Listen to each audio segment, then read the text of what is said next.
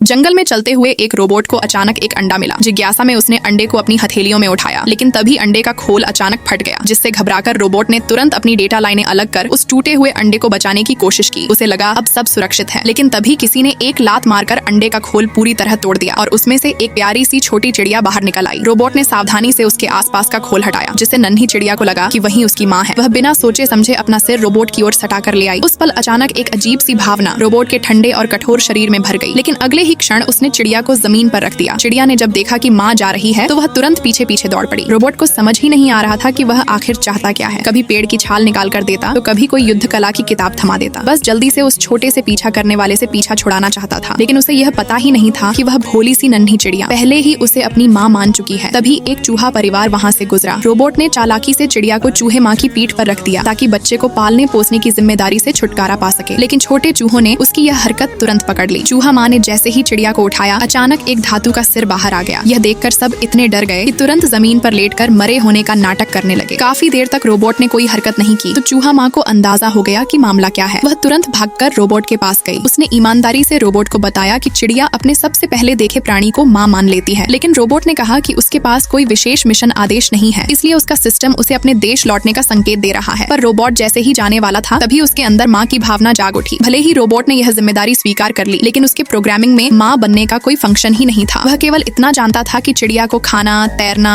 और उड़ना आना चाहिए, लेकिन यह नहीं जानता था कि चिड़िया क्या खाती है, कैसे तैरती है और कैसे उड़ना सीखती है। इसी बीच पानी से हेली निकला और उसने रोबोट को सख्त चेतावनी दी कि बच्चे को यूं ही पानी में नहीं छोड़ा जा सकता। तभी रोबोट ने चिड़िया को उड़ाने के लिए उसे कई किलोमीटर ऊपर फेंक दिया। यह देखकर पास खड़ा फिंक दंग रह गया। सौभाग्य से चिड़िया किस्मत वाली थी और सावधानी से नीचे आ गई, वरना जन्म के कुछ दिनों में ही दुनिया से विदा हो जाती। फिंक यह सब देख सह नहीं पाया और बोला, मैं तो चिड़िया भोजन का बड़ा जानकार हूँ, मुझे अच्छी तरह पता है कि चिड़िया की 100 से भी ज्यादा रेसिपी होती हैं। उसकी मदद से रोबोट ने कुछ सीप पकड़ी, लेकिन नन्ही चिड़िया को यह समझ ही नहीं आया कि कैसे खाई जाए। आखिर में सब फींक ने खा लिया। फिर वे लोग शहद चोरी करने गए। रोबोट ने मधुमक्खियों को भटकाया, फींक ने पेड़ पर चढ़कर खुद शहद खाया और चिड़िया के लिए भी गिरा दिया, पर चिड़िया ने शहद भी नहीं खाया। पूरा दिन बीता, फींक तो पेट भर खा गया, लेकिन चिड़िया भूखी रह गई। आखिर में फींक ने जमीन खोदी और चिड़िया के लिए खाना ढूंढ निकाला। समस्या हल हो गई। फिर भी वह और दिन वहीं टिके रहने के बहाने बनाने लगा। रोबोट भोला था, उसने उसकी बात सच मान ली, लेकिन रात ढलते ही समस्या खड़ी हो गई, क्योंकि रोबोट का ऊर्जा कोर खराब था। वह केवल दिन में सूर्य ऊर्जा से काम करता था और रात होते ही उसे स्लीप मोड में जाना पड़ता था। फींक ने कहा, कोई दूसरा रोबोट ढूंढकर उसका कोर निकाल लो और खुद में लगा लो, लेकिन रोबोट की प्रोग्रामिंग उसे किसी को नुकसान पहुंचाने की इजाजत नहीं देती थी। अनुभवी फींक बोला, प्रकृति का असली नियम यही है, कमजोर को ताकतवर खा जाता है। इसी बीच वे लोग लकड़ी इकट्ठा करने लगे ताकि एक सुरक्षित आश्रय बना सकें। तभी उन्हें जंगल का सबसे जिद्दी जीव मिला, एक बीवर, जिसका सपना था जंगल की सबसे बड़ी पेड़ को काटना। रोबोट की मदद से आश्रय बहुत जल्दी तैयार हो गया।